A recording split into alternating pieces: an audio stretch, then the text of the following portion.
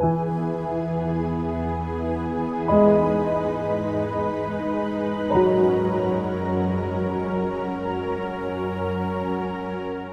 అందరికీ యేసుక్రీస్తు వారి నామంలో నా వందనాలండి. ప్రార్థన చేసుకొని దేవుని వాక్యాన్ని ప్రారంభించుకుందాం. మమ్మల్ని మిక్కిలిగా ప్రేమించిన మా ప్రియ పరలోకపు తండ్రి, ఇంతకాలం మమ్మల్ని సజీవ లెక్కలో ఉంచినందుకు నీకు స్తోత్రాలు తండ్రి. పాపముల చేతను అపరాధముల చేతను చచ్చిన మమ్ములను నీ కుమారుని యొక్క అమూల్యమైన రక్తము ద్వారా మమ్మల్ని నీ నిత్యరాజ్యానికి స్వతంత్రులుగా చేసినందుకు నీకు స్తోత్రాలు తండ్రి. బ్రతికి ఉన్న మేము మా కాలాన్ని వ్యర్థంగా గడుపుకొనకుండా నీ కొరకు బ్రతుకులాగానే సహాయం చేయండి తండ్రి. ఈ సమయాన్ని నీవు ఇచ్చిన ఈ సమయానికై నీకు వందనలు తండ్రి. ఈ సమయంలో నీ మాటలు కొన్ని ధ్యానించబోచుండగా వింటున్న వారికి వినగల చెవిని గ్రహించగల మనసును, అలాగే చెప్పుచున్న నాకును సమయోచిత జ్ఞానమును దయచేయమని యేసుక్రీస్తు అతి పరిశుద్ధ నామము నీ ప్రార్థనడికి వేడుకొనుచున్నాను తండ్రి. ఆమేన్. చెప్పబడిన రీతిగా నిశ్శబ్దంలోని నిత్య జీవిత సత్యాలు అనే పాఠాన్ని మనం ఈరోజు నేర్చుకుందామండి. నిశ్శబ్దంలోని నిత్య జీవిత సత్యాలు. ప్రియమైన దేవుని పిల్లలారా, నిశ్శబ్దం అంటే మనందరికీ తెలుసు. ఏమంటారు? సైలెన్స్. నిశ్శబ్దం, సైలెన్స్ లేదా మౌనం. ఈ సైలెన్స్ వల్ల లేదా నిశ్శబ్దంగా ఉండటం వల్ల మనిషికి చాలా ఉపయోగాలు ఉన్నాయి.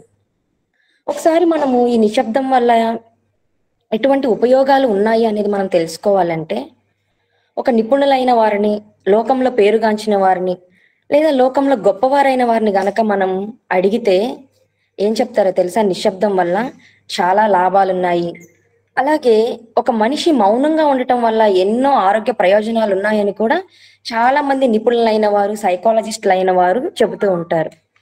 నిజానికి ఒకసారి ఆలోచించండి, నిశ్శబ్దం వల్ల ఏమన్నా ఉపయోగాలు ఉంటాయా అంటే నిజమేనండి. నిజానికి నిశ్శబ్దం వల్ల చాలా ఉపయోగాలు ఉంటాయి.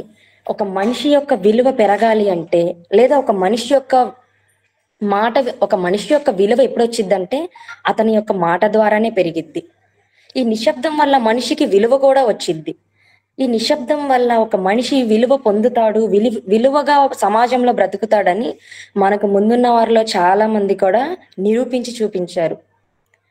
మరి సైకాలజిస్టులు అయిన వాళ్ళు ఈ నిశ్శబ్దం వల్ల ఒక మనిషికి కలిగే లాభాలు ఏంటి అని గనక మనం అడిగితే వాళ్ళు ఏం చెబుతున్నారంటే, సైలెన్స్ వల్ల ఒకటి, గొడవలు రాకుండా ఉంటాయి అని చెబుతున్నారు. అంటే నిపుణులైన వారు, సైకాలజిస్టులు అనేవారు నిశ్శబ్దం వల్ల మనిషికి ఏమైనా ఉపయోగాలు ఉన్నాయా అని అంటే వాళ్ళు ఏం చెబుతున్నారంటే, మొదటిగా గొడవలు అనేవి చాలా తక్కువగా ఉంటాయి, గొడవలు అనేవి రాకుండా ఉంటాయి అని చెబుతున్నారు. ఇక రెండవదిగా ఏం చెప్తున్నారంటే, సైలెన్స్ వల్ల మనల్ని మనం కంట్రోల్ చేసుకోవచ్చు, అలాగే మన ఎమోషన్స్ ని మనం కంట్రోల్ చేసుకోవచ్చు అని సైకాలజిస్టులు అనేవాళ్ళు చెబుతున్నారు. అంటే లోకంలో నిపుణులైన వారు, పేరుగాంచిన వారు ఏం చెబుతున్నారంటే, నిశ్శబ్దం వల్ల మనల్ని మనం కంట్రోల్ చేసుకుంటాము, అలాగే గొడవలు అనేవి చాలా తక్కువగా ఉంటాయి. ఇంకొకటి వచ్చేసి, ఈ మనము నిశ్శబ్దంగా ఉండటం వల్ల, మౌనంగా ఉండటం వల్ల మన విలువని మనం పెంచుకున్న వాళ్ళం అవుతాము. ఇంకోటి ఏంటంటే, అనవసరమైన మాటలు అనేవి మాట్లాడకుండా ఉంటాము అని సైకాలజిస్టులు అనేవాళ్ళు చెబుతూ ఉన్నారు. ఈ నిశ్శబ్దం వల్ల ఇంకొక ప్రాముఖ్యమైన ఏంటంటే, అనవసరమైన మాటలు కూడా కాకుండా మనము నిశ్శబ్దం వల్ల ఎన్నో ఆరోగ్య ప్రయోజనాలు కూడా పొందుతాము. ఇంకొకటి ఏంటంటే, మన ఎనర్జీని మనం సేవ్ చేసుకున్న వాళ్ళం అవుతామని లోకంలో ఉన్న సైకాలజిస్టుల వాళ్ళు, గొప్పవారు అనుకున్న వాళ్ళు చెబుతా ఉన్నారు నిశ్శబ్దం వల్ల ఉపయోగాలు. ప్రియులారా, మనం కనుక మన ముందున్న తరాలలో, మన ముందున్న ప్రజల్లో గనక చూస్తే, నిశ్శబ్దం ద్వారా ఎన్నో యుద్ధాలు గెలిచిన వాళ్ళు ఉన్నారు, నిశ్శబ్దం ద్వారా ఎన్నో రాజ్యాలని స్వతంత్రించుకున్న వాళ్ళు కూడా ఉన్నారు.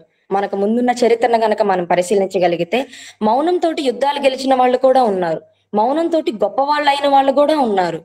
మనకి అందరికీ తెలుసు, స్వామి వివేకానంద అంటారు. స్వామి వివేకానంద గారు ఎలా ఉంటారంటే, ఎప్పుడు కూడా నిశ్శబ్దంగా ఉంటాడు. అంటే ఏంటి? ధ్యానం చేసుకుంటా ఉంటాడు. నిశ్శబ్దంగా ఉండి, మౌనంగా ఉండి ఒక చెట్టు కింద కూర్చొని ధ్యానం చేసుకున్నాడు. ఆ స్వామి వివేకానంద గారిని మీరు ఎందుకు ఇంత జ్ఞాని అయ్యారంటే, నేను ధ్యానం చేశాను అన్నాడు. ఒక మనిషి తనను తాను ఎప్పుడు తెలుసుకుంటాడంటే, నిశ్శబ్దతలోనే ఒక మనిషి తనను తాను తెలుసుకుంటాడు. నిజానికి ఒక మనిషి ఎక్కువగా మాట్లాడాడు అనుకోండి, అతనికి విలువ ఉండదు, అతని మాటలకి విలువ ఉండదు. మన మాటకి విలువ ఉండాలంటే ఎప్పుడు ఉండాలో తెలుసా? మనం ఎప్పుడైతే నోరు తెరుస్తున్నామో మన మాటకి విలువ ఎప్పుడు ఉండాలంటే, ఇది పలానా వ్యక్తి గనక మాట్లాడితే ఒక విలువైన మాట మాట్లాడతాడు అని మన మాట కోసం అవతల వ్యక్తి ఎదురు చూసే విధంగా మన మాట ఉండాలి. అనవసరమైన మాటలన్నీ మాట్లాడి మన విలువని మనమే తగ్గించుకున్న వాళ్ళం అవుతాం. ఓకే. లోకంలో ఉన్న వాళ్ళందరూ కూడా గొప్పవారు అనుకున్న వాళ్ళందరూ కూడా నిశ్శబ్దం వల్ల చాలా ఉపయోగాలున్నాయి. సైలెన్స్ వల్ల మనం ఎన్నో ఎన్నో లాభాలు పొందుతామని చెప్పారు. ప్రియులారా, ఈ భూమి మీద పుట్టిన ప్రతి ఒక్క వ్యక్తికి దేవుడిచ్చిన బ్రతుకు పుస్తకం ఏంటో తెలుసా? అదే మా చేతిలో ఉన్న బైబిల్. ప్రతి ఒక్క మానవుడు ఈ భూమి మీద ఎలా జీవించాలి, తనకు కావలసిన నష్టాలు, మనిషికి కావలసిన లాభాలు, దేని వల్ల ఉపయోగం ఉంది, దేవుని వల్ల నష్టం ఉందని దేవుడు ప్రతి ఒక్కటి బైబిల్లో రాయించాడండి. ఒకసారి దేవుడు ఈ నిశ్శబ్దాన్ని గురించి ఏం రాయించాడు? ఈ మౌనం గురించి దేవుడు బైబిల్లో ఏమైనా మనకు చెప్పాడా? ఎందుకంటే దేవుడు తన పిల్లలైన ప్రతి ఒక్కళ్ళకి ప్రతీదీ చెప్పాడు. ప్రతీదీ ఈ బైబిల్ గ్రంథంలో రాయించాడు. అంటే పుట్టుక గురించి దేవుడు బైబిల్లో రాయించాడు, మరణాన్ని గురించి దేవుడు బైబిల్లో రాయించాడు, అలాగే మాటల గురించి రాయించాడు, మౌనాన్ని గురించి కూడా దేవుడు బైబిల్లో రాయించాడు. ఒకసారి ప్రసంగి గ్రంథము 3వ అధ్యాయము 7వ వచనం చూడండి. నిశ్శబ్దత వల్ల, మౌనం వల్ల మనకు కలిగే లాభాలని దేవుడు బైబిల్లో రాయించాడు. దాన్ని ఒక్కొక్కటిగా మనం ఆలోచిద్దాము. చింపుటకు, కట్టుటకు, మౌనముగా ఉండుటకు, మాటలాడుటకు. అంటే ఇక్కడ ప్రసంగి గ్రంథం 3వ అధ్యాయం 1వ వచనం నుండి కనుక మనం చూస్తే, ప్రతి దానికి సమయము కలదు అని స్టార్ట్ చేస్తాడు. అక్కడ జ్ఞాని అయిన సొలొమోను గారు ఆ అధ్యాయాన్ని ఎలా స్టార్ట్ చేస్తారంటే, ప్రతి దానికి సమయము కలదు అని మొదలు పెట్టి, ఇక 7వ వచనం దాకా మనం వస్తే, మౌనముగా ఉండుటకు సమయం కలదని, మాటలాడుటకు కూడా సమయం కలదు. ప్రతి దానికి సమయం ఉంది. అంటే ఒక మనిషి మాట్లాడాలన్న సమయం ఉంది, ఒక మనిషి మౌనంగా ఉండాలన్నా కూడా సమయం అనేది ఉంది. ఒకసారి మనకు సమయాన్ని తెలియజేసే గడియారాన్ని చూడండి, ఎలా ఉండిద్ది? మౌనంగా ఉండిద్ది. ఇక్కడ జ్ఞాని అయిన సొలొమోను గారు ఏం చెబుతున్నారు? మౌనముగా ఉండటానికి సమయం ఉంది, అలాగే మాటలాడటానికి కూడా సమయం ఉంది. అంటే మౌనంగా ఉండటానికి సమయం ఉందా అండి? నిజంగానే అండి. ఒక మనిషి ఎప్పుడు మాట్లాడాలి, ఎటువంటి పరిస్థితుల్లో మాట్లాడాలి, తన నోరుని విప్పాలని దేవుడు బైబిల్ గ్రంథంలో రాయించాడు. అలాగే ఒక మనిషి ఎటువంటి సందర్భాల్లో మౌనంగా ఉండాలి, ఎటువంటి సందర్భాల్లో తన నోరుని కంట్రోల్ చేసుకోవాలి, తన విలువను పెంచుకోవాలి అని దేవుడి బైబిల్ గ్రంథంలో రాయించాడు. ఎలా రాయించాడో తెలుసా? నిశ్శబ్దతలో ఉన్న నిత్య జీవిత సత్యాలు. అంటే ఒక మనిషి నిశ్శబ్దంగా ఉండటం వల్ల తనకు కలిగే లాభాలని దేవుడి బైబిల్లో పొందుపరిచాడు. దేవుడు నిశ్శబ్దం వల్ల మనకు కలిగే ఒక 5 లాభాలని నేను మీకు చెప్పాలనుకుంటున్నాను. పరిశుద్ధ గ్రంథంలో నుంచి దేవుడు మన కొరకు రాయించిన నిశ్శబ్దాన్ని గురించి, మన కొరకు రాయించిన ఒక 5 లాభాలను నేను మీకు చెప్పాలనుకున్నాను. దేవుడు మనిషికి ఒక నిశ్శబ్దాన్ని ఎందుకు నేర్పించాడో తెలుసా? ఒక మనిషికి క్రమశిక్షణ నేర్పించడానికి కోసం నిశ్శబ్దాన్ని దేవుడు బైబిల్లో రాయించాడండి. ఒక మనిషి క్రమశిక్షణగా ఉండాలి అంటే నిశ్శబ్దత అనేది చాలా అవసరం. నిశ్శబ్దతతో కూడిన క్రమశిక్షణతో కూడిన ఒక 5 లాభాలని దేవుడు బైబిల్లో రాయించాడు. మొదటిది వచ్చేసి, అంటే ఒక 5 లాభాలని నేను మీకు చెబుతున్నాను.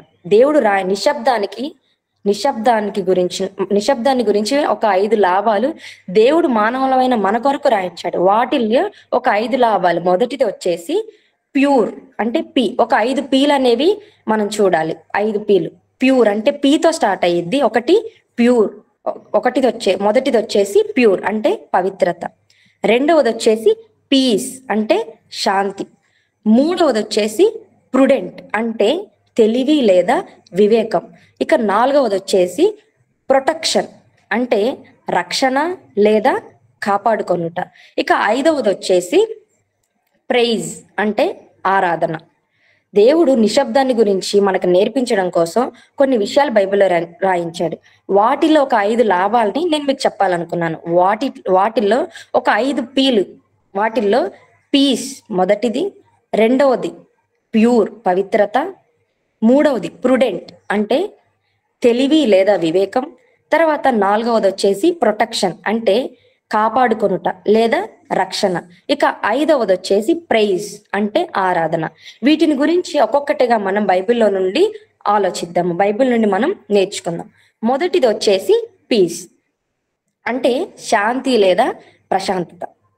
శాంతి లేదా ప్రశాంతత వల్ల, నిశ్శబ్దం వల్ల, శాంతి లేదా ప్రశాంతత వల్ల నిశ్శబ్దత వల్ల ప్రశాంతత అనేది ఒక మనిషికి వస్తుందా అంటే వస్తదండి. ఎందుకంటే దేవుడు బైబిల్లో రాయించాడు కాబట్టి ఖచ్చితంగా అది అమలవుతుంది. ఒకసారి దేవుడు కలిగించిన ప్రకృతిని చూడండి. ఒకసారి దేవుడు కలిగించిన ప్రకృతిని చూడండి ఎలా ఉందో తెలుసా? నిశ్శబ్దం అంటే సైలెంట్. ఎలా ఉంది? సైలెంట్ గా ఉంది, నిశ్శబ్దంగా ఉంది. నిశ్శబ్దంగా ఉండి అదేం చేస్తుంది? తన పని తను చేసుకుంటూ వెళుతుంది. దేవుడు కలిగించిన ఈ ప్రకృతి ఎలా ఉందో తెలుసా? నిశ్శబ్దంగా, సైలెంట్ గా ఉంది. సైలెంట్ గా ఉండి తన పని తను చేసుకుంటూ వెళుతుంది. ఎందుకు అది తన పనిని తను చేసుకుంటూ వెళుతుంది? పిల్లరా, ఈ ప్రకృతిని దేవుడు ఎవరి కోసం కలిగించాడో తెలుసా? భూమి మీద ఉన్న మనుషుల కొరకే దేవుడు ఈ ప్రకృతిని కలిగించాడు. అంటే మనిషి కొరకు చేయబడిన ఈ ప్రకృతి ఎలా ఉందో తెలుసా? నిశ్శబ్దంగా ఉంది. నిశ్శబ్దంగా ఉండి తన పనిని తను చేసుకుంటూ వెళుతుంది. ఒకసారి కీర్తనల గ్రంథము 148వ అధ్యాయము 6వ వచనం చూడండి. ఆయన వాటిని నిత్య స్థాయువులుగా స్థిరపరిచి ఉన్నాడు. ఆయన వాటికి కట్టడి నియమించును, ఏదియూ దానిని అతిక్రమింపదు. ఇక్కడ దేవుడు తాను చేసిన ప్రకృతి గురించి చెబుతున్నాడు. ఏం చెబుతున్నాడో తెలుసా? ఆయన వాటిని నిత్య స్థాయువులుగా స్థిరపరిచి ఉన్నాడు. ఆయన వాటికి కట్టడి నియమించి ఉన్నాడు. కట్టడ అంటే వాటికి అంటే ఎవరికి? ప్రకృతికి దేవుడు ఏం చేశాడు? ఒక కట్టడని నియమించాడు. అంటే ఒక రూల్, ఒక కమాండ్, ఒక ఆజ్ఞని నియమించాడు. అలా దేవుడు పెట్టిన ఆజ్ఞని ఏది దాన్ని అతిక్రమింపదు. ప్రకృతి అంట దేవుడు పెట్టిన ప్రతి ఆజ్ఞని అతిక్రమింపలేదు. అంటే ఏంటి? రూల్ ని బ్రేక్ చేయలేదు.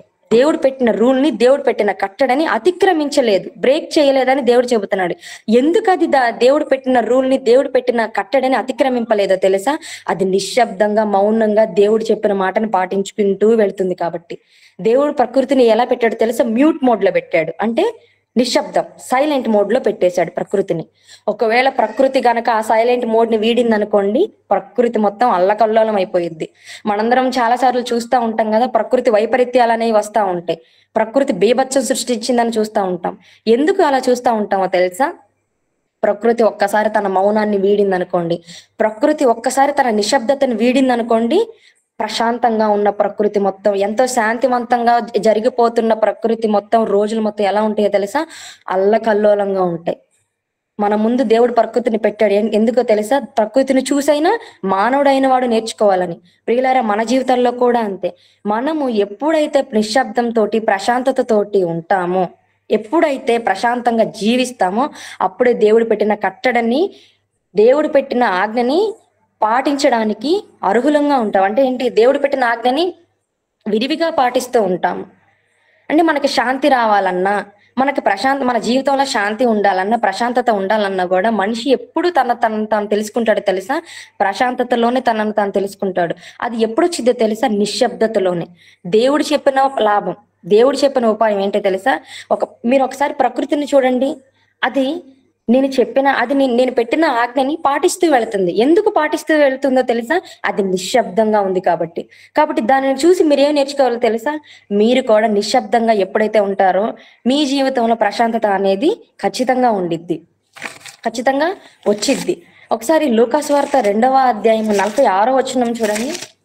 3 దినములైన తర్వాత దేవాలయంలో బోధకుల మధ్య కూర్చుండి వారి మాటలను ఆలకించుచు వారిని ప్రశ్నలు అడుగుచూ ఉండగా చూచిరి. ఇక్కడ ఏం చేస్తున్నారంటే యేసుక్రీస్తు వారు వారి మాటలను ఆలకించుచు వారిని ప్రశ్నలు అడుగుచూ ఉండగా, ఇక్కడ యేసుక్రీస్తు వారు ఏం చేస్తున్నారో తెలుసా? వారి మాటలని ఆలకిస్తున్నాడు. ఒక మనిషి యొక్క మాటలు మనం ఎప్పుడు ఆలకిస్తామండి?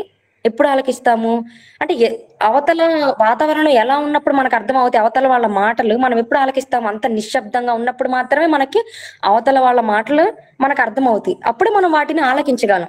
ఇక్కడ యేసుక్రీస్తు వారు కూడా ఏం చేస్తున్నారంటే ఎదుట ఉన్న బోధకులు వారి యొక్క మాటలను ఆలకిస్తా ఉన్నాడు. అంటే ఆలకిస్తున్నాడు అంటే ఏంటి?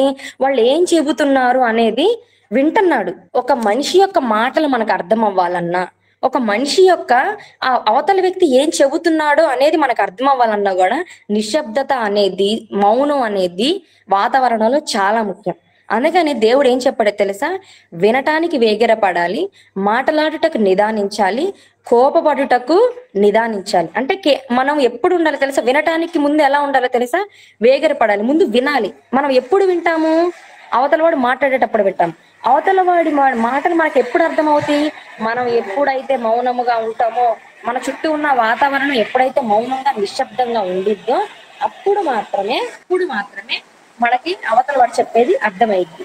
అంటే ఒక మనిషి యొక్క మాటలు అర్థం అవ్వాలన్నా కూడా మనకేం అవసరం? నిశ్శబ్దత అనేది అవసరం. పీస్ అంటే ప్రశాంతత వల్ల కలిగే లాభం ఏంటో తెలుసా? ప్రకృతి ఎలా అయితే నిశ్శబ్దంగా ఉండి తన పని తను జరిగించుకుంటూ ప్రశాంతంగా వెళ్తుందో, అలాగే మనము కూడా ఎప్పుడైతే మనం నిశ్శబ్దంగా ఉంటామో అప్పుడే మన జీవితంలో ప్రశాంతత అనేది ఉంటాము. నిజానికి ప్రశాంతంగా ఉండటం వల్ల ఆరోగ్య ప్రయోజనాలు కూడా చాలా ఉన్నాయి. ఒక మనిషి ఒక మనిషి గాబరా పడి కంగారు పడ్డాడు అనుకోండి, ప్రశాంతంగా లేకుండా అనుకో ఆరోగ్య నష్టాలు కూడా చాలా ఉంటాయి. అంటే బీపీ షుగర్లు అనేవి ఆరోగ్య నష్టాలు ఏంటో ఉంటాయి. బీపీలు షుగర్లు హార్ట్ అటాక్లు అనేవి ఎలా వస్తాయో తెలుసా? ఇలా ఒక మనిషి జీవితంలో ప్రశాంతత లేనప్పుడే ఆరోగ్యపరంగా కూడా నష్టాలు ఉంటాయి. నిశ్శబ్దత వల్ల కలిగే లాభాల్లో మొదటిది వచ్చేసి పీస్ అంటే శాంతి లేదా ప్రశాంతత. మన నిశ్శబ్దం వల్ల కలిగే లాభాల గురించి మనం నేర్చుకుంటున్నాం కదా. వాటిలో మొదటిది పీస్ అంటే శాంతి లేదా ప్రశాంతత గురించి నేను మీకు చెప్తాను. దేవుడు మన కోసం రాయించిన వాటిలో నుండి. ఇక రెండవది వచ్చేసి ప్యూర్ పవిత్రత. అంటే మనిషి నిశ్శబ్దంగా ఉండటం వలన తన పవిత్రతను కాపాడుకుంటాడా అంటే నిజమేనండి. బైబిల్ చెప్తుంది ఒక మనిషి తన నోరును అదుపు చేసుకోవడం వల్ల లేదా కొన్ని సమయాల్లో నిశ్శబ్దంగా ఉండటం వలన ఎట్లా ఉంటాడంటే పవిత్రంగా ఉంటాడు. పవిత్రంగా ఉండటం అంటే ఏంటో తెలుసా? దేవునికి మనం చేరువలో ఉండటమే. ఏ మనుషుడును పరిశుద్ధుడుగా లేకుండా దేవుణ్ణి చూడలేడు అని దేవుడు చెప్పాడు. అంటే అపవిత్రుడు ఎవడు దేవుణ్ణి చూడలేడు. పవిత్రంగా ఉంటేనే దేవుణ్ణి మనం చూడగలము. అంటే మనిషి తన నోటితోటి కూడా తన పవిత్రతని కోల్పోతాడా అంటే నిజమేనండి. ఖచ్చితంగా కూడా మనిషి తన నోటి ద్వారా తన పవిత్రతని కోల్పోతాడు. మన నోటిలో ఉన్న ఈ నాలుక ఎలా చేయబడిందో తెలుసా? ఒకసారి యాకోబు పత్రిక 3వ అధ్యాయము 6వ వచనం చూడండి. యాకోబు పత్రిక 3వ అధ్యాయము 6వ వచనం. యాకోబు పత్రిక 3వ అధ్యాయము 6వ వచనం. నాలుక అగ్నియే. నాలుక మన అవయవంలో ఉంచబడిన పాప ప్రపంచమై సర్వ శరీరమునకు మాలిన్యము కలుగజేయచ్చు ప్రకృతి చక్రమునకు చిచ్చుపెట్టును. మన నోట్లో ఉన్న నాలుక ఉంది చూసారా? ఎలాంటిదో తెలుసా? పాపపు ప్రపంచమే. అంటే మన శరీరంలో ఉన్న వాటన్నిటిలో కూడా అతి చిన్న ఆయువు ఏంటో తెలుసా? నాలుక. కానీ ఆ నాలుక ఎలాంటిదో తెలుసా? పాపపు ప్రపంచమే. అంటే మనం మన పవిత్రతని కోల్పోవటానికి మొట్టమొదటిగా వాడబడే అవయవం ఏంటో తెలుసా?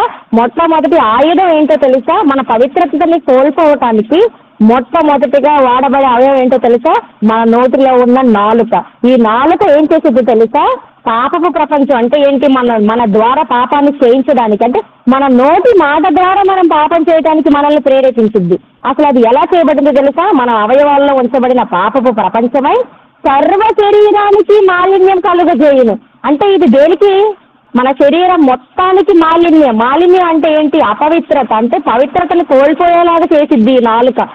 అందుకని మన నాలుకను మనం ఎలా ఉంచుకోవాలో తెలుసా? భద్రంగా ఉంచుకోవాలి. అంటే నాలుకను ఎలా పడితే అలా వాడకూడదు. నిశ్శబ్దతలో ఈ నాలుకను మనం ఉంచాలి. ఎలా పడితే అలా మనం గనక ఈ నాలుకను వాడామనుకోండి, మన పవిత్రతని మనమే కోల్పోయిన వాళ్ళం అవుతాం. మన పవిత్రతని మనం కోల్పోయామనుకోండి, దేవునికి దూరస్థలం అయిపోతూ ఉంటాం. అందుకని భక్తుడైన దావీదు గారు ఏమన్నారో తెలుసా? కీర్తనల గ్రంథము 39వ అధ్యాయం 1వ వచనం చూడండి. నా నాలుకతో పాపము చేయనట్లు నా మార్గములను జాగ్రత్తగా చూచుకుందును. ఇక్కడ దావీదు గారు దేని వల్ల పాపం చేస్తానంటున్నాడండి? నా నాలుకతో. అంటే నాలుకతో మనిషి ఏం చేస్తాడు? పాపం చేస్తాడు. పాపం చేసి ఏం చేస్తాడో తెలుసా? తన పవిత్రతని కోల్పోతాడు. దేవుడు కోరుకున్నది ఏంటో తెలుసా? మనిషి అన్ని విధాలుగా పవిత్రుడుగా పరిశుద్ధుడుగా ఉండి తన దగ్గరకు చేరాలని దేవుడు కోరుకున్నాడు. అదే మనం కనుక అవసరమైన సమయంలోనే మాట్లాడి నిశ్శబ్దంగా ఉన్నామనుకోండి, దేవునికి ఎలా ఉంటామో తెలుసా? దావీదు గారు అంటున్నాడు, నా నాలుకతో పాపము చేయకుండా ఉండినట్లు. అంటే నాలుక పాపం చేసిద్దా అంటే చేసిద్దండి. మనిషి శరీరంతో చేయగలిగిన పాపాలన్నీ చాలా ఉంటాయి. కానీ నాలుక ఏంటో తెలుసా? మొదటిగా మనల్ని పాపాలు దించడానికి వాడబడే అవయవం ఏంటో తెలుసా? అదే నాలుక. మనం కొంతమందిని చూసామనుకోండి, ఊరికే మాట్లాడేస్తూ ఉంటారు.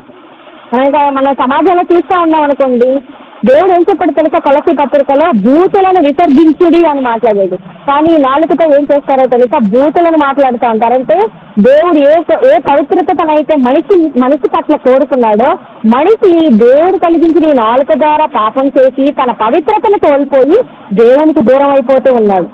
మన నాలుకతో మనం పాపం చేయకుండా ఉండలేమా అండి? ఖచ్చితంగా ఉండగలం. మనకి ఎవరు మాదిరో తెలుసా? ఒక భక్తుడైన యోబు గారిని గురించి దేవుడిచ్చిన స్టేట్మెంట్ ఏంటో తెలుసా? యోబు గ్రంథము 2వ అధ్యాయం 10వ వచనం చివరి భాగంలో ఈ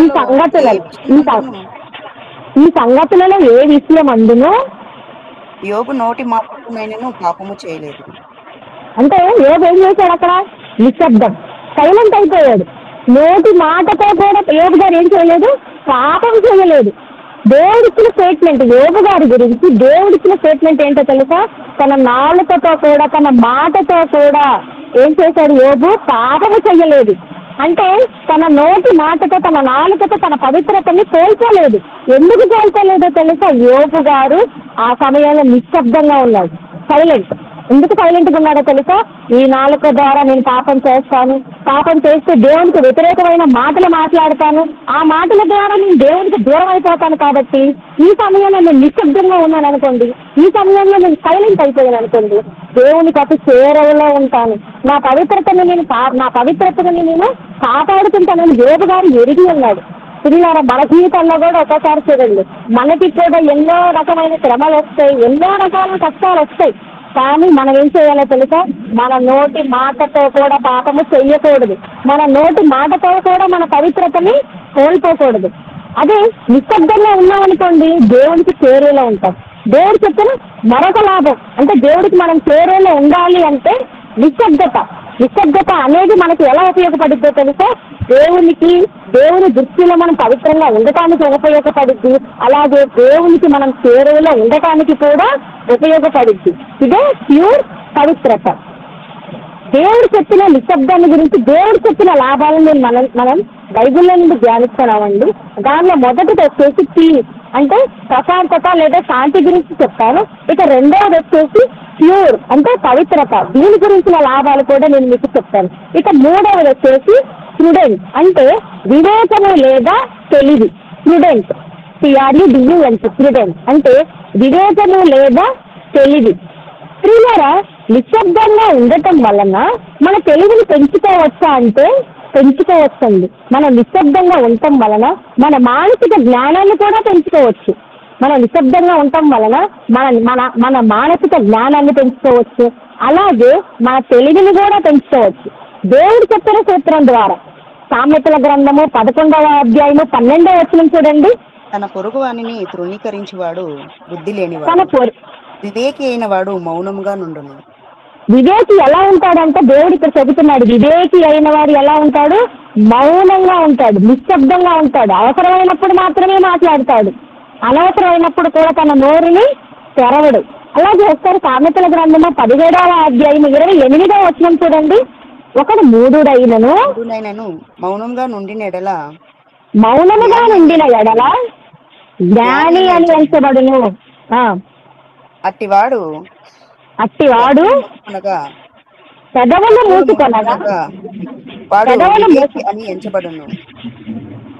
మూసుకొనగా వాడు వివేకి అని ఎంచబడును. ఇక్కడ దేవుడు ఏం చెబుతున్నాడంటే జ్ఞాని, ఈ సామెతలు రాసింది ఎవరంటే జ్ఞాని అయిన సొలొమోను గారు రాశారు. ఇక్కడ ఏమని రాస్తున్నాడు? సామెతల గ్రంథం 17వ అధ్యాయం 28వ వచనంలో ఒకడు మూఢుడైనను మౌనముగా నుండిన ఎడల జ్ఞాని అని ఎంచబడును. అంటే లోకాలకు మూర్ఖుడున్నాడు అనుకోండి, వాడు మౌనంగా ఉంటే ఎదుట చూసే వ్యక్తి ఏమనుకుంటాడో తెలుసా? వివేకి అని ఎంచబడతాడంట. అంటే తెలివి కలిగిన వాడుగా లోకం చూస్తూ ఉంటాడు. ఒక తెలివైనవాడు, ఒక తెలివి మాలినవాడు. అంటే తెలివైన వాడు, తెలివి తక్కువ వాడు ఒక ఇద్దరు ఉన్నారనుకోండి, ఏదో ఒక సంగతిని గురించి డిస్కషన్ అంటే ఒక చర్చ జరుగుతుంది. ఇప్పుడు తెలివిగల్లవాడికి ఆ టాపిక్ గురించిన అవగాహన ఏమీ లేదు, కానీ తనకు అంతా తెలిసినట్టు మాట్లాడాడు అనుకోండి, తనకేమీ తెలియదు, కానీ ఏదో తెలిసినట్టు మాట్లాడాడు అనుకోండి, తన అవివేకాన్ని వ్యక్తపరుస్తాడు. అదే ఒక తెలివి లేనోడు, తెలివి తక్కువోడు తనకు తెలియని విషయాన్ని గురించి మాట్లాడకుండా మౌనంగా ఉన్నాడు అనుకోండి, ఎలా ఉంటాడో తెలుసా? వివేకిగా ఉంటాడు, తెలివిగా ఉంటాడు. అంటే ఇక్కడ దేవుడు ఏం చెప్పాలనుకున్నాడంటే, మీకు తెలిసిన విషయంలో, మనకు తెలిసిన విషయాల్లో మనం నోరెత్తాలి, మనం మాట్లాడాలి, అప్పుడు మనం తెలివి కలిగిన వాళ్ళం అంటాం. కానీ మనకు కొన్ని విషయాల్లో అవగాహన లేనప్పుడు, మనకు కొన్ని విషయాల్లో అంత దాని గురించిన విషయం మనకు తెలియనప్పుడు మనం మౌనంగా నిశ్శబ్దంగా ఉన్నాం అనుకోండి, మనం తెలివి కలిగిన వాళ్ళగా ఉంటాం. వివేకి ఎలా ఉంటాడో తెలుసా? మౌనంగా ఉంటాడు. లోకంలో గొప్ప వాళ్ళు అనుకున్న వాళ్ళు కూడా ఎలా ఉంటారో తెలుసా? అవసరమైతేనే నోరు తెరుస్తారు. తమ మాటల్ని అనవసరమైన వాటికి ఉపయోగించరు, అనవసరంగా మాట్లాడరు, ప్రతిదానికి నోరు తెరిచి మాట్లాడరు, నిశ్శబ్దం, సైలెంట్ గా ఉంటారు. అంటే తెలివి కలిగిన వారి లక్షణం ఎలా ఉండిద్దో తెలుసా? నిశ్శబ్దంగా ఉంటారు, నిశ్శబ్దంగా ఉండి అన్ని అబ్జర్వ్ చేస్తూ ఉంటారు. అంటే తమ తెలివిని పెంచుకోవడం కోసం ఏం చేస్తారు? తమ ఎనర్జీని వ్యయపరుచుతారు, అంటే వ్యర్థపరుచుకోకుండా మౌనంగా ఉండి అన్ని అబ్జర్వ్ చేస్తూ ఉంటారు. అందుకని దేవుడు ఏం చెప్పాడో తెలుసా? వివేకి అయిన వాడు ఎలా ఉంటాడో తెలుసా? మౌనంగా ఉంటాడు. అంటే దీని నుండి మనం ఏం నేర్చుకోవాలంటే, మనం తెలివి కలిగిన వారిగా ఉండాలి అన్నా, మనము వివేచన కలిగిన వారిగా ఉండాలి అన్నా కూడా దేవుడు చెప్పిన సూత్రం ఏంటో తెలుసా? నీకు తెలిసిన విషయాల్లో నువ్వు నోరు విప్పు, లేదా మిగతా విషయాల్లో నిశ్శబ్దం, అంటే సైలెంట్గా ఉండు. నీకు తెలియని విషయాన్ని నువ్వు నేర్చుకోవడానికి వేగిరపడు, కానీ అంతేగాని నువ్వు నోటికొచ్చిందల్లా మాట్లాడావనుకో నీ మూర్ఖత్వాన్ని నువ్వే తెలియపరుస్తున్న వాడు అవుతావు. కాబట్టి ఏం చెప్పాడో తెలుసా? నువ్వు వివేకిగా ఉండాలన్నా, నువ్వు తెలివి కలిగిన వాడిగా ఉండాలి అన్నా కూడా ఎలా ఉండాలో తెలుసా? అవసరమైన వాటిల్లోనే నువ్వు నోరు తెరవాలి. నువ్వు మౌనంగా, వివేకమైన వాడు, తెలివి కలిగిన వాడు ఎలా ఉంటాడంటే మౌనంగా ఉంటాడు. మౌనంగా ఉండి తనను తాను పరీక్షించుకుంటూ ఉంటాడు. అది దేవుడు చెప్తాడు, వివేకము లేదా తెలివి. నువ్వు తెలివి కలిగిన వాడిగా ఉండాలి అన్నా, నువ్వు వివేకంగా ఉండాలి అన్నా కూడా ఎలా ఉండాలో తెలుసా? మౌనంగా ఉండాలి. మౌనముగా ఉంటే నీకు అవసరమైన విషయాలు మాత్రమే మాట్లాడాలి, మిగతా అప్పుడు నిశ్శబ్దం, అంతా సైలెంట్గా ఉండాలి. ఇక 4వది వచ్చేసి ప్రొటెక్షన్, అంటే రక్షణ లేదా కాపాడుకొనుట. ప్రొటెక్షన్, నిశ్శబ్దత ద్వారా మనల్ని మనం కాపాడుకోవచ్చా అంటే, నిశ్శబ్దత ద్వారా మనల్ని మనం కాపాడుకోవచ్చండి. నిశ్శబ్దత అనేది మనకు ఎలా ఉండిద్దో తెలుసా? ఒక రక్షణ కవచం లాంటిది. నిశ్శబ్దత అనేది ఎలాంటిదో తెలుసా? ఒక రక్షణ కవచం లాంటిది. సామెతల గ్రంథము 21వ అధ్యాయము 23వ వచనం ఒకసారి చూడండి. నోటిని నాలుకను భద్రం చేసుకున్నవాడు శ్రమల నుండి తన ప్రాణమును కాపాడుకొను. ఇక్కడ ఏం చెప్పారు? ఇక్కడ ఏమంటున్నాడండి జ్ఞాని అయిన సొలొమోను గారు రాస్తూ, నోటిని నాలుకను భద్రము చేసుకునేవాడు శ్రమల నుండి తన ప్రాణమును కాపాడుకొను. అంటే ఏం చేస్తాడు? నువ్వు నీ నాలుకని నీ నోటిని కనుక నువ్వు భద్రంగా వాడుకున్నావు అనుకో, నువ్వు ఎలా ఉంటావో తెలుసా? నీ మీదకి శ్రమలు రాకుండా చూసుకుంటావు, నీ మీదకి అనవసరమైన గొడవలు రాకుండా చూసుకుంటావు, నీ మీదకి అనవసరమైన శారీరక శ్రమలు రాకుండా నువ్వు కాపాడుకుంటావు అని దేవుడు చెబుతున్నాడు. ఏమన్నా తెలుసా? కొంతమంది అంటే చాలా సార్లు మన లోకంలో చూసినప్పుడు కొంతమంది ఉంటారు కదా, నాలుకని విపరీతంగా వాడుతూ ఉంటారు. ఘర్షణల మధ్య గొడవలు జరిగేటప్పుడు చూడండి, కొన్నిసార్లు గొడవలు జరుగుతున్నాయి అనుకోండి, అప్పుడు చూడండి కాని మాట మాట్లాడుతూ ఉంటారు, అక్కడ ఆడగూడని మాట మాట్లాడుతూ ఉంటారు, అసలు మాట్లాడకూడని మాటలు కూడా మాట్లాడుతూ ఉంటారు. మాట్లాడి ఏం చేస్తారు? ఖండించుకుంటారు కదా. మనం చాలా సార్లు చూస్తూ ఉంటాం. గొడవలు అవుతున్నాయి అనుకోండి, ఒక ఇద్దరు వ్యక్తుల మధ్య గొడవలు అవుతున్నాయి అనుకోండి, గొడవ తగ్గించాలి అంటే ఎలా ఉండాలో తెలుసా? ఒకడైనా మౌనంగా ఉండాలి, నువ్వు తగ్గించుకోవాలి, అవతల వాడైనా తగ్గాలి, నువ్వైనా తగ్గాలి. అంటే ఒకళ్ళు మౌనంగా ఉండాలి. ఒకళ్ళు నిశ్శబ్దంగా ఉన్నాడు అనుకోండి, గొడవ అంతటితో పూర్తయ్యిద్ది. లేదనుకోండి, నువ్వు కనుక నీ నోరు పెద్ద, అవతల వాడు నోరు పెద్దది చేసినా వాడికి శ్రమలే, లేదా నీ నోరు పెద్దది చేసినా అవతల వాడి నుండి నీకు శ్రమలే. శ్రమలు అంటే ఏంటి? నీ శరీరానికి దెబ్బలు, లేకపోతే అనవసరమైన కష్టాల్లోకి నీ నోటి ద్వారా నువ్వే వెళ్ళిపోతూ ఉంటావు. అంటే చాలా మంది అంటా ఉంటారు కదా, గోటుతో పోయేదాన్ని గొడ్డలు దాకా తెచ్చుకున్నావు అంటారు చూసారా? అలాంటిది. అంటే నీ మాటలు నువ్వు అవసరమైన విధంగా వాడావనుకో అది నీకు రక్షణ. లేదు, నువ్వు నీ నోరుని విపరీతంగా పొర్లిచేసావు అనుకోండి, ఏమైతే తెలుసా? నీ నోటి ద్వారా నువ్వే శ్రమల్లోకి వెళ్ళిపోతూ ఉంటావు, నువ్వే అనవసరమైన సమస్యల్లో చిక్కుకుంటూ ఉంటావు. ఒకసారి సామెతల గ్రంథము 18వ అధ్యాయము 7వ వచనం చూడండి. సామెతల గ్రంథము 18వ అధ్యాయము 7వ వచనం. బుద్ధిహీనుని నోరు వానికి నాశనము తెచ్చును, వాని పెదవులు వాని ప్రాణమునకు ఉరి తెచ్చును. నీ పెదాలు అంటే నువ్వు మాట్లాడే మాట నీకు ఏమైందో తెలుసా? ఉరంటే ఏంటి? ప్రాణం పోయే పరిస్థితి అనమాట. అంటే నువ్వు మాట్లాడే మాటే నీకు రక్షణ. ఇద్దరు వ్యక్తుల మధ్య ఘర్షణ జరిగినప్పుడు నువ్వు ఎలా మాట్లాడుతున్నావు? వచ్చిన మాటే మాట్లాడుతున్నావా లేదా అనవసరమైన మాటలు మాట్లాడుతున్నావా? అంటే నీ మాట ఎలా ఉండాలో తెలుసా? నిన్ను సమస్యలో నుండి బయటకు తెచ్చేదానిలా ఉండాలి, నిన్ను సమస్యలో నుండి రక్షించేదానిగా నీ మాట ఉండాలి. అంతేగాని నీ మాట ద్వారా ఉన్న సమస్యల నుండి ఇంకా సమస్యలో చిక్కుకునేలా నీ మాట ఉండకూడదు. ఒకవేళ నువ్వు గనక నీ నోరును అలా వాడావనుకో, దేవుడు ఏం చెబుతున్నాడో తెలుసా? నీ ప్రాణమునకు ఉరి అంటే ఏంటి? ప్రాణాపాయం పోయే పరిస్థితి. మాట ద్వారా, నాలుక ద్వారా ప్రాణం కూడా పోయిద్దా అంటే ఖచ్చితంగా పోయిద్దండి. చాలా సార్లు మనం చూస్తూ ఉంటాము, ఏది పెడితే అది మాట్లాడి చాలా మంది మనం కోర్టుల్లో కేసులు చూసామనుకో, ఏం లేదు, కొంతమంది పెద్ద పెద్ద గొప్పవారు అంటే రాజకీయ నాయకులు కానివచ్చు, పేరు ప్రఖ్యాతులు గాంచిన నాయకులు కావచ్చు, వాళ్ళని కనుక వాళ్ళ దగ్గర మనం ఎలా ఉండాలో తెలుసా? మౌనముగా ఉంటారు. చాలా మంది మౌనంగా ఉండాలి. అలా కాకుండా నీ నోరుని నువ్వు ఎలా పడితే అలా వాడేవనుకో, ఏం చేస్తారు కనుక చాలా మంది పరువు నష్టం కింద కేసేస్తారు. అంటే పరువు నష్టం అంటే ఏంటి? చాలా సార్లు ఏం చేస్తారు, చాలా మంది కొంతమంది తమ నోటి మాట ద్వారా ఎదుటి వారిని కించపరుస్తూ ఉంటారు, ఎదుటి వారిని అవమానకరంగా మాట్లాడుతూ ఉంటారు, ఎదుటి వారిని తక్కువగా మాట్లాడుతూ ఉంటారు. అలా మాట్లాడనుకో, అవతవాడు బాగా బ్యాక్గ్రౌండ్ వెళ్ళవాడు అనుకోండి, ఏమైతే తెలుసా? నీ ప్రాణానికి ఉరి. అంటే లేని సమస్యలని నీ నోటి ద్వారా నువ్వే తెచ్చుకున్నవాడు అవుతావు, ఉరిలోకి వెళ్ళిపోయిన వాడు అవుతావు. ఒక మనిషికి ఉరంటే ఏంటండి తెలుసునా? చాలా మంది హత్యలు చేసినప్పుడు కోర్టు ఏం చేసిద్ది? ఉరిశిక్ష చేసిద్ది. ఉరిశిక్ష అంటే ఏంటి? తమ ప్రాణాలను కోల్పోవటం. అంటే ఇక్కడ దేవుడు కూడా మనకేం చెబుతున్నాడో తెలుసా? నువ్వు గనక నీ పెదాల ద్వారా నువ్వు ఆడకూడని మాట ఆడావో అదేమైద్దో తెలుసా? నీ మాటే నీకు ఊరయ్యిద్ది అనమాట. కాబట్టి నిశ్శబ్దత అనేది మనకు ఎలా ఉపయోగపడుద్దో తెలుసా? అనవసరమైన వాటిల్లో నువ్వు నిశ్శబ్దంగా ఉన్నావు అనుకో, అదే నీకు రక్షణ. నిశ్శబ్దం అనేదే మనకు రక్షణ కవచం లాంటిది. రక్షణ కవచం ఎలా అనుకున్నారు? అవసరమైన దగ్గర మాత్రమే నువ్వు మాట్లాడాలి. నీ నోరుని అవసరమైన వాటి దగ్గర నువ్వు పెంచాలి, అనవసరమైన వాటి దగ్గర నిశ్శబ్దం అంటే సైలెంట్ అయిపోయాలి. అలా సైలెంట్ అయిపోయాం అనుకోండి, మన ప్రాణాన్ని మనమే రక్షించుకున్న వాళ్ళం అవుతాం. అంటే మన మాట మనకు రక్షణ. అది అర్థమైందా? ఇది 4వది, అంటే ప్రొటెక్షన్, రక్షణ లేదా కాపాడుకొనుట.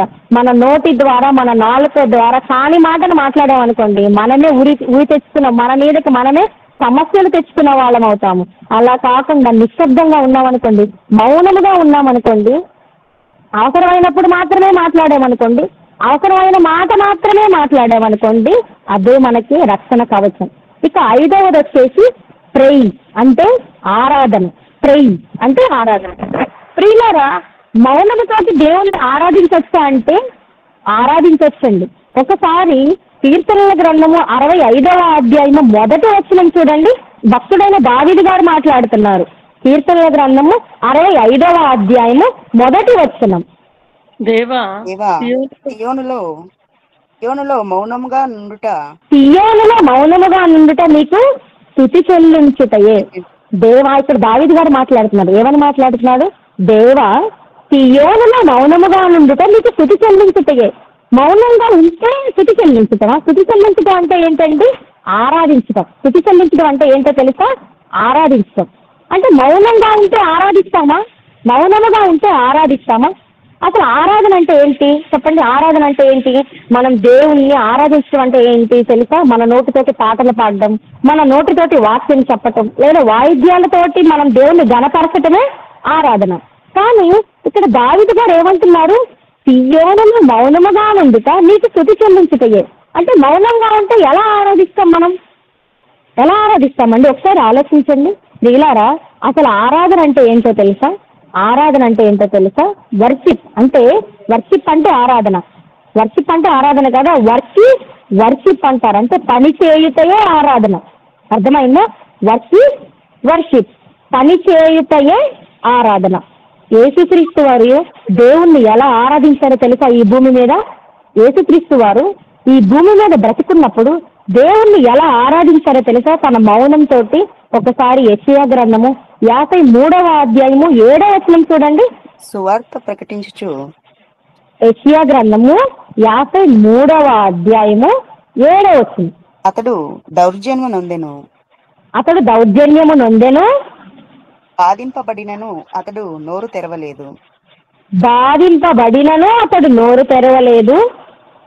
వదకు తేబడు గొర్రెపిల్లయు వదకు తేబడు గొర్రెపిల్లయు బొచ్చు కత్తిరించు వాని ఎదుట గొర్రెయు మౌనంగా నుండినట్లు బొచ్చు కత్తిరించు వాని ఎదుట గొర్రెయు మౌనముగా ఉండునట్లు అతడు నోరు తెరవలేదు. అతడు నోరు తెరవలేదు. చాలండి అక్కడ దాకా. ప్రియులారా, ఇక్కడ యేసుక్రీస్తు వారి గురించిన సందర్భం, ఈ యెషయా గ్రంథంలో ఈ సందర్భం ఏంటంటే యేసుక్రీస్తు వారి గురించిన సందర్భం. యేసుక్రీస్తు వారు ఎలా దేవుణ్ణి ఆరాధించాడో తెలుసా? అతడు వదకు తేబడు గొర్రెపిల్ల అంటే బాధింపబడినను నోరు తెరవలేదు, అంటే మౌనముగా ఉన్నాడు యేసుక్రీస్తు వారు. తరువాత వదకు తేబడు గొర్రెపిల్లయు బొచ్చు కత్తిరించు వాని ఎదుట గొర్రెయు మౌనముగా ఉండునట్లు, అంటే ఒక యజమాని దగ్గర వదకు తేబడిన గొర్రె ఎట్లయితే మౌనముగా ఉండిద్దో యేసుక్రీస్తు వారు కూడా ఎలా ఉన్నారో తెలుసా? మౌనముగా ఉన్నాడు. మౌనముగా ఉండి దేవుడి పని చేశాడు. ఆరాధన అంటే ఏంటో తెలుసా? పని చేయటమే ఆరాధన. యేసుక్రీస్తు వారు ఎలా పని చేశాడో తెలుసా? ఈ భూమి మీద బ్రతుకున్నప్పుడు తన ప్రాణాన్ని మౌనముగా ఉండి త్యాగం చేశాడు. ఎలా ఉన్నాడో తెలుసా? మౌనముగా ఉన్నాడు. ఒక గొర్రె ఎలాగైతే మౌనముగా ఉందో యేసుక్రీస్తు వారు కూడా ఎలా ఉన్నాడో తెలుసా? మౌనముగా ఉన్నాడు. మౌనముగా ఉండి తన ప్రాణ త్యాగం ద్వారా మనకి రక్షణ తెచ్చాడు. దేవుణ్ణి ఎలా ఆరాధించాడో తెలుసా? పని చేసి ఆరాధించాడు. ఆ పని ఎంతో తెలుసా? తన ప్రాణ త్యాగమే పని. యేసుక్రీస్తు వారి యొక్క ప్రాణ త్యాగమే పని. ఆ పని ద్వారానే యేసుక్రీస్తు వారు అలా దేవుణ్ణి తండ్రి అయిన దేవుణ్ణి ఆరాధించటం వల్లనే ఇప్పుడు మనకి పాప క్షమాపణ రక్షణ అనేది వస్తుంది. ప్రైజ్, ఆరాధన. యేసుక్రీస్తు వారు ఎలా ఆరాధన చేశాడో తెలుసా? మౌనముగా ఉండి ఆరాధన చేశాడు. మౌనముగా ఉండి కూడా ఆరాధన చేయొచ్చా అంటే చేయొచ్చండి. యేసుక్రీస్తు వారు నిరూపించారు. ఎలా తెలుసా? తన పని ద్వారా నిరూపించాడు. అంటే నోటి ద్వారా పాట పాడటమే కాకుండా, నోటి ద్వారా వాక్యం చదవటమే కాకుండా మౌనముగా ఉండి కూడా దేవుని యొక్క పని చేశాడు. ప్రియులారా, మన జీవితాల్లో కూడా మనము కూడా దేవుణ్ణి మౌనముతోటి ఆరాధించవచ్చు అంటే ఆరాధించవచ్చు. ఎలా ఆరాధించవచ్చు తెలుసా? మనం ఎప్పుడైతే సువార్తను చేత పట్టుకొని బయటకు వెళుతున్నామో, ఎప్పుడైతే సువార్తను ప్రకటించడానికి బయటకు వెళుతున్నాం, దేవుని కార్యక్రమాలు చేసే ప్రతి పనిని మనము మౌనంతో చేయొచ్చు. ఎలా చేయొచ్చు తెలుసా? మనం సువార్తను చెప్పడానికి బయటకు వెళ్ళినప్పుడు మన ప్రవర్తనే సువార్త అవ్వాలి. చాలాసార్లు మరి ఇప్పుడు పరిస్థితులు మనం చూడగలిగితే ఎలా ఉన్నాయండి? కనీసం బైబిల్ని ప్రకటించడానికి కానివచ్చు, సువార్తను ప్రకటించడానికి కానివచ్చు, అన్ని ప్రతికూల పరిస్థితులు, అనుకూలమైన పరిస్థితులు అనేవి ఏవీ లేవు. అలాంటప్పుడు మనం దేవుణ్ణి ఎలా ఆరాధించడమో తెలుసా? మన ప్రవర్తన. యేసుక్రీస్తు వారు ఎలా అయితే క్షమించాడో ఎదుటి వారిని మనం కూడా అలా క్షమించి దేవుని పని చేయటమే. మౌనంతోటి కూడా మనం దేవుని పని చేయొచ్చు. మౌనంతో కూడా మనం దేవుణ్ణి ఆరాధించవచ్చు. అంటే నిశ్శబ్దత వల్ల కలిగే లాభాలు ఎలాంటివో తెలుసా? మన మౌనంతో ఉండి కూడా దేవునికి చేరువలో ఉండవచ్చు అని దేవుడు మనకు చూపించిన ఆదర్శాలు ఇలాంటివన్నీ. కాబట్టి ప్రియులారా, నిశ్శబ్దత వల్ల మనం దేవునికి చేరువలో ఉండొచ్చు అంటే ఉండొచ్చు. నిశ్శబ్దత వల్ల మనకి కలిగే లాభాలు ఆరోగ్యపరంగానే కాదు, దేవునికి దగ్గరగా ఉండటం వల్ల కూడా నిశ్శబ్దం అనేది మనకి ఆరోగ్యపరంగా కూడా ఉండిద్ది. అలాగే దేవునికి దగ్గరగా ఉండటానికి కూడా ఈ నిశ్శబ్దం అనేది ఉపయోగపడుద్ది. కాబట్టి ప్రియులారా, మన మాట లేదా మన నాలుక అనేది అవసరమైనప్పుడు మాత్రమే వాడుతూ, మిగతా విషయాల్లో దేవుడు చెప్పిన నిశ్శబ్దతను పాటిస్తూ మన నిత్య జీవితంలో అంటే అనుదినం మనం జీవించే జీవితాల్లో దేవుడు చెప్పిన సూత్రాలని పాటిస్తూ ఉండాలని నేను కోరుకుంటున్నాను. నేను చెప్పిన ఈ పాఠం మీకు అర్థమైందని అనుకుంటున్నాను. మరొకసారి దేవుడు కనుక అవకాశం ఇస్తూ మరొక కొత్త సంగతితో మీ అందరికీ వివరించాలని ఆశపడుతున్నాను. ముగింపు ప్రార్థన చేస్తున్నామండి. మమ్మల్ని మిత్రులుగా ప్రేమించిన మా ప్రియ పరలోక తండ్రి, పాపముల చేతను అపరాధముల చేతను చచ్చిన మమ్ములను మీ కుమారుని యొక్క అమూల్యమైన రక్తము ద్వారా మమ్మల్ని నిత్య రాజ్యానికి స్వతంత్రులుగా చేసినందుకు నీ స్తోత్రాలు తండ్రి.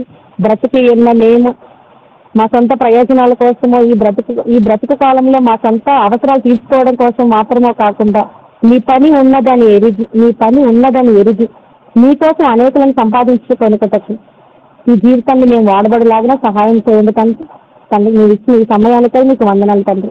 మీ చెప్పిన మాటలు అపవాది వచ్చి ఎత్తుకొని పోకుండా మీ పిల్లలు వాటిని తమ హృదయాల్లో భద్రం చేసుకుని అనునిత్యము తమ జీవితాల్లో పాటించే విధంగా సహాయం చేయాలని కోరుకుంటూ యేసుక్రీస్తు అతి పరిశుద్ధ నామముని ప్రార్థనకి వేడుకొనిస్తున్నాను తండ్రి.